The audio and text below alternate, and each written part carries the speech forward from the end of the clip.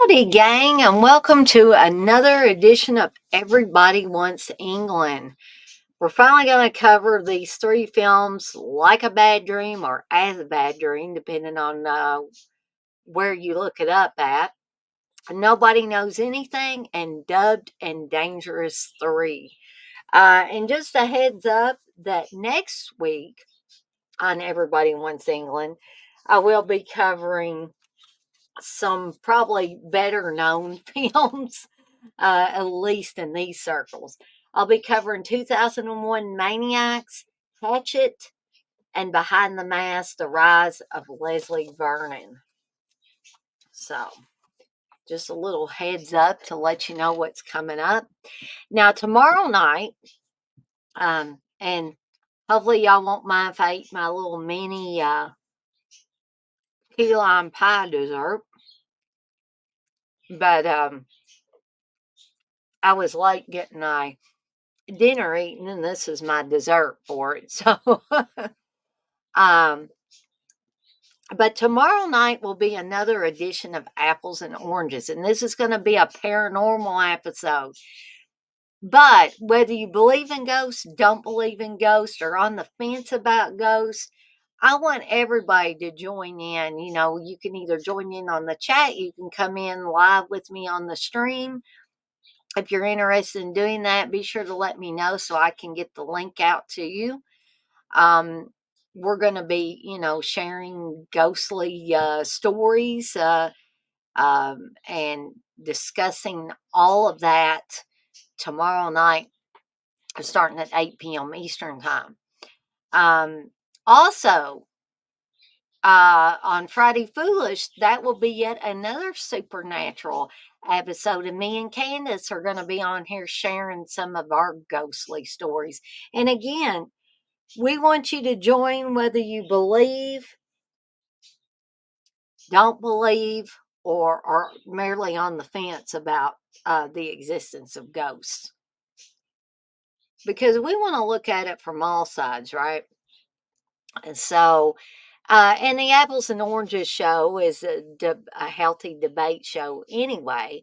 So I definitely want anybody and everybody that wants to attend or participate or whatever to show up for both of those shows. Now, the Friday show might be a little bit harder for folks because a lot of people are still working at that time.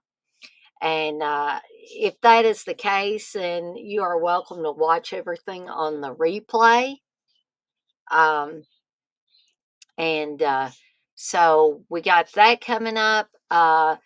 Thursday night, I will probably be doing another triple threat review show for Seductive Poison: The Resurgence.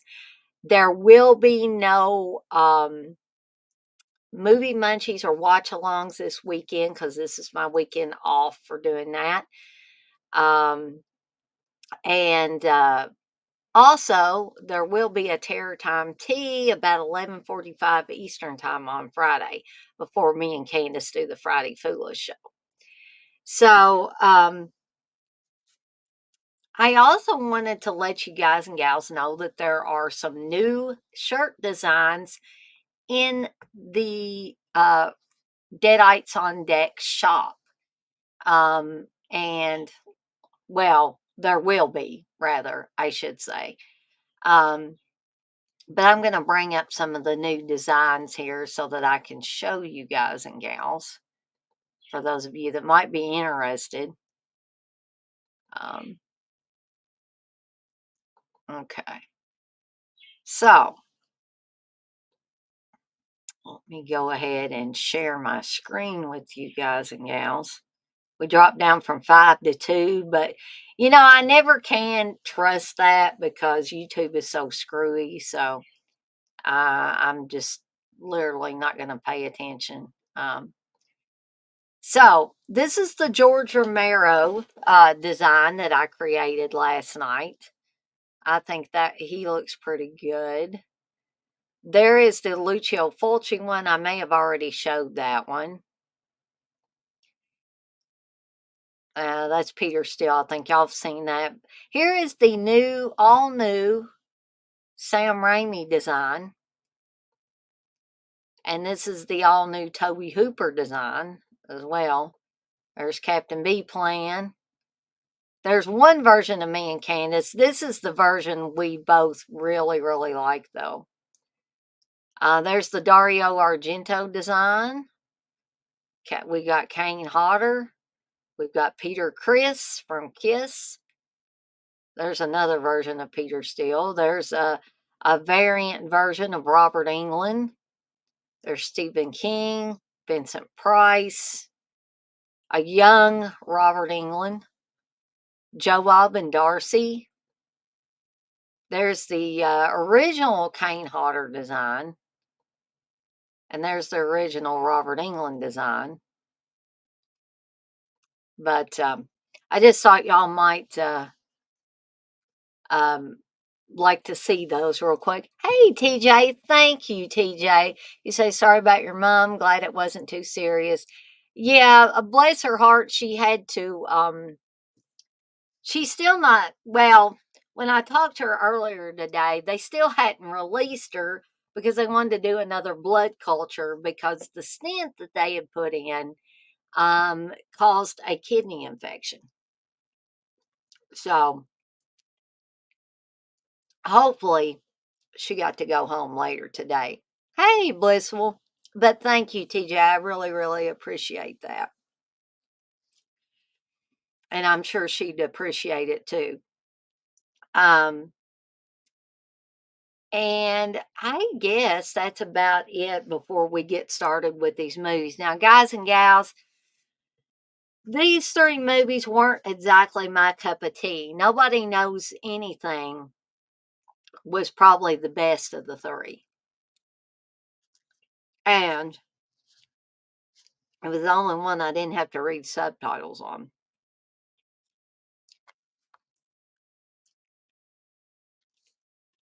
And the Like a Bad Dream or As a Bad Dream, that was a weird one because it was half in, some of it was in English, especially the parts that Robert Englund was in. And then I don't know if there's a Macedonian language or not. Maybe TJ knows. But it was in some other language. And it was just very strange how they had it set up. And when they weren't speaking English, there were no English subtitles. So it was kind of just trying to make out what was going on in the scenes that Robert Englund wasn't in, basically. So that's the first one that I want to cover. So let me give you a real brief plot synopsis. It's a story about people and their destinies, frustrated by war traumas who try to erase memories of their past. Now, honestly, just reading that, if I had just read that and hadn't yet watched the movie, I would have thought, this sounds intriguing. But the movie to me feels like it was slapped together at the last minute.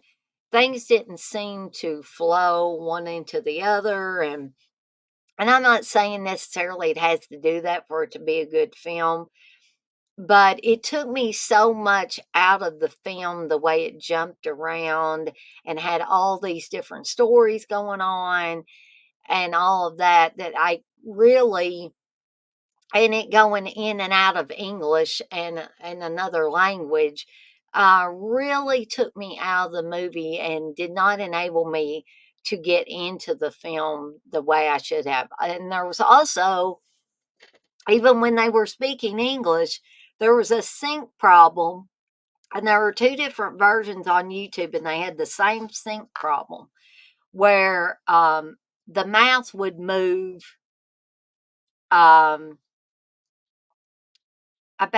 5 seconds before there would be any actual talking. TJ, you say it's some kind of Slavic or Greek language. It may have been Slavic because even Robert Englund, and that appeared to be his voice, but it had an accent to it as well. Um, but thank you for sharing that, TJ. So, what I got out of it, it starts out, and this guy, he's either in prison, but I think it more along the lines of it's a mental hospital that he's in. And I'm, it appears that she's a nun that comes to visit him, and who tells her that basically he raped women and men too. It appears in one scene because it goes back and forth in time. It goes back and forth between him being in the cell in this mental hospital to him being in a war and him having sex with a woman or raping a woman, him being a soldier with these other soldiers and they were shooting and killing a bunch of people. Um, and it was those scenes were very disturbing, all of those mixed together. And then it appeared that he went home to his wife at one point, and he screamed at her one second and was caressing her cheek and stuff the next, and then they were having sex, and it appeared that he killed her because it was like he was strangling her while he was trying to have sex with her. And this wasn't regular sex either. This was really rough. And then we see him, and he appears dead. And you see the same scene at the end is the final shot of the film, basically, of him just laying on the ground, and he's not moving. His eyes aren't moving. You don't see him breathing, and it appears that he's dead. Now, while all of this is going on, you have the story of this young man, a college age guy, who comes into a class where Robert Englund is the professor. And, the professor is basically telling them, this one girl, one of the students is saying, are you saying that we are dead because of how we feel about certain things and all that? And he just starts ranting and raving about war and how people really want war. And they talk about the war in the Balkans and all of that. Some parts of the film, I actually felt like I was having a history lesson. And I didn't really want to have a history lesson right now. So, or not today.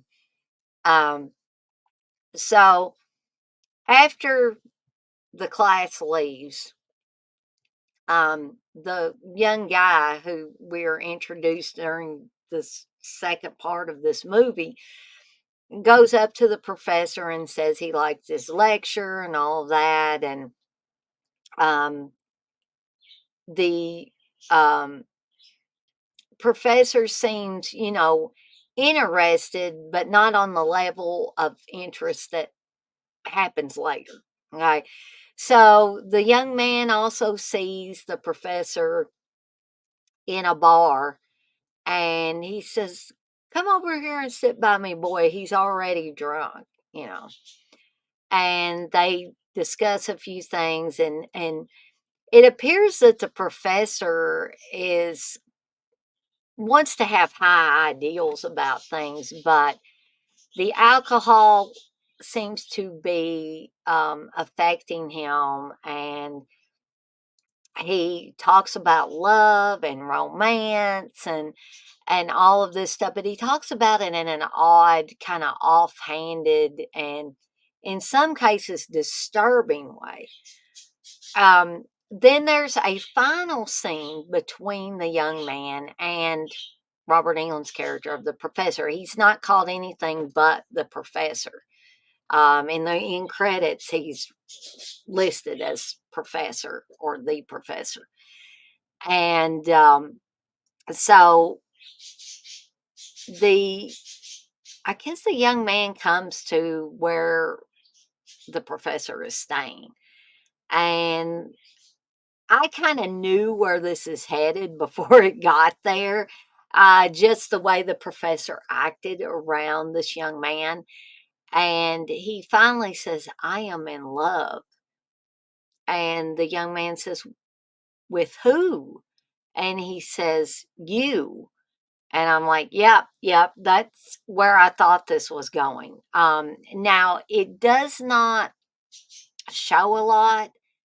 I was not put off by the homosexual element there um, at all.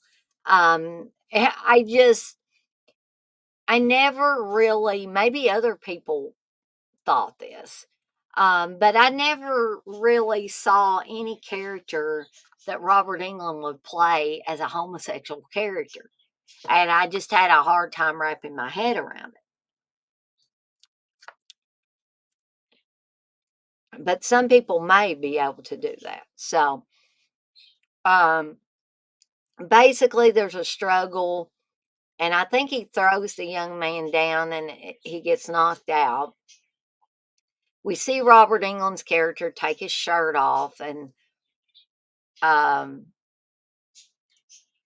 I'm doing a lot of accidental pride movies this month. Then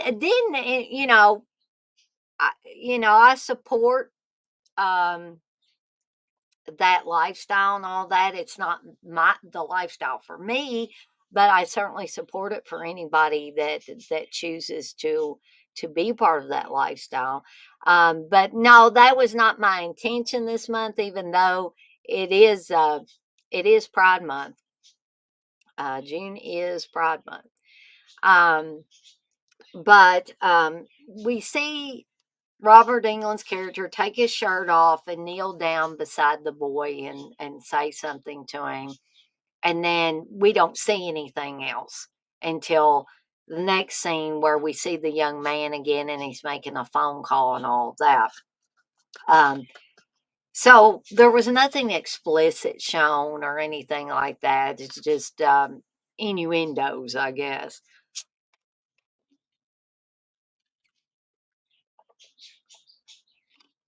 But so the movie ends with the guy who was in the mental hospital. I don't know what the young man, I've seen the young man and the older guy in maybe a couple of scenes together. So I really didn't understand the correlation between the two. Um, but it switches back to the guy in the mental hospital, in the cell in the mental hospital, and the nun comes back to visit him one last time before the movie ends. And he basically tells her he's dying. He strips off his clothes naked in front of her, and there's no sex or anything like that. Uh, and then basically and you've seen him do this in a scene before where he just is slamming his head against the bars. And then it appears that he dies, and it fades to that shot that we saw earlier in the film where he's laying on the ground on his back and he looks dead there. Then you hear a child crying and see a little toddler crawling, or a baby crawling across the ground. And then that's the end of the film. So it was I probably would have liked it better if I was from that culture, from that side of the world. I think the language barrier was part of why I probably didn't get the most out of this film that I could. Um, I liked Robert Englund's character for the most part. It was an unusual character for him to play, I think, but I think he played it well. And But I don't but on the other side of that coin, I don't really see myself going back and watching this movie again, or at least not anytime soon. So based on Robert Englund's performance and a little bit of the movie itself, um, I'm going to give it 2 deadites out of 5. Like I said, these three movies that I covered this time really were not my cup of tea. Probably Nobody Knows Anything, which I'm going to be talking about next, was the closest to being my cup of tea. Okay, so moving on to Nobody Knows Anything, which to me is pretty much a comedy film. Um, I'll give y'all a short plot synopsis before we really get into the film.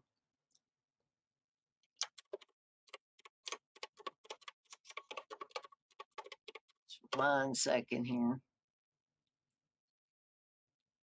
This film is from 2003. And it basically on the front of the movie, it says nobody knows anything about movies, about sex, about life. Um, and we have quite a few people that you may recognize. Margaret Cho is on here, Stephen Colbert, Paul Dooley, Robert Englund, of course, uh, Jean Garofalo. I'm probably mispronouncing her name. Kristen Johnston. I know there were some more people that. Let me see if I can go to all cast.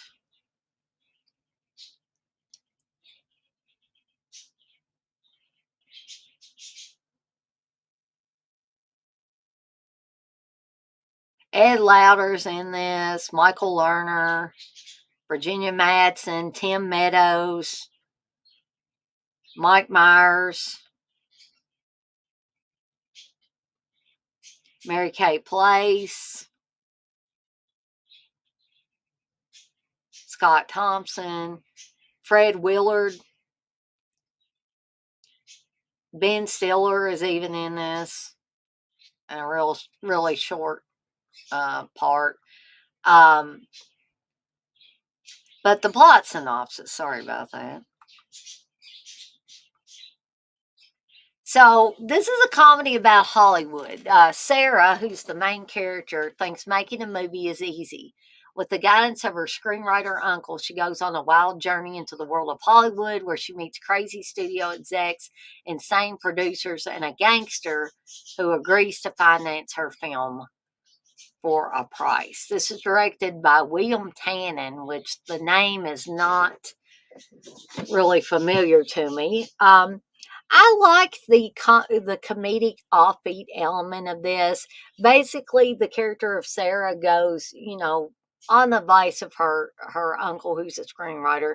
She goes to these different people and tries to get her film off the ground. And Robert Englund's character of is it Jack Sampson, who I really, really enjoyed. I did, because he's this apparently very sleazy producer. And he always talks about, he thinks Sarah's sexy and he thinks everything is sexy. And it's just so funny to watch Robert Englund play this particular role as a sleazy film producer. Um, I got the last name right. Woohoo! That's small wins there, TJ. I'll take it. Um,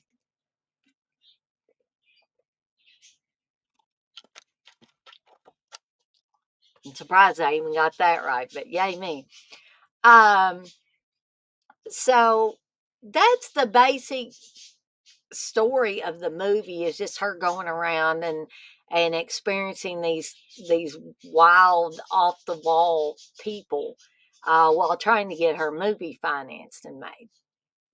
um, but this is the one out of the three that I enjoyed the most because I like comedies, and this was a fun comedy. Again, I don't think it's going to be one that I'm going to be going back to really quickly or anything like that.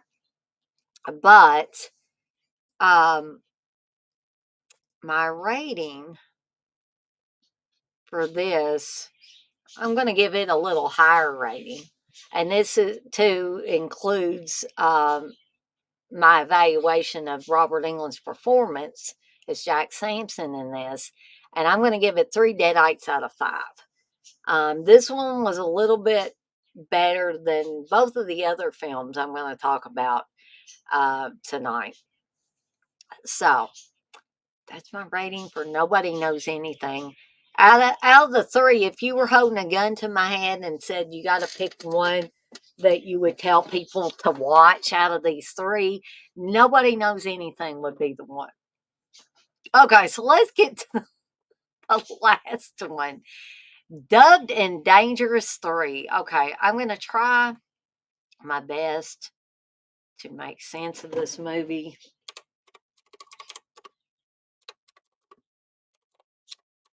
And believe it or not, there were other dubbed and dangerous movies.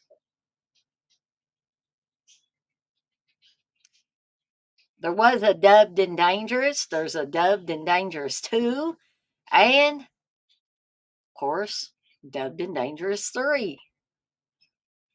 So it's listed as an action adventure comedy. When the world is being held ransom by an evil criminal madman, it's going to take a very special super fighter to save the day. The agent answers the call to action and adventure, featuring high octane action, full contact martial arts choreography, and absurd comic capers. Directed by Ara Payaya, and they have Robert Englund as a star, but like he's basically in one scene at the very beginning. He's in the horror section or the horror sci-fi section. What's funny is he's actually looking at the back of the DVD for V, which he was in. And he's playing Mr. England, so technically he's playing himself. And that's the only time you see him is at the beginning of the movie. And the rest of it is just basically these madcap action, kind of just wacky, goofy types of scenes, all just strung together. And if I'm remembering right, this is not very long either. Let's see if it tells me how long this is. It's only 53 minutes, so it's less than an hour long, folks.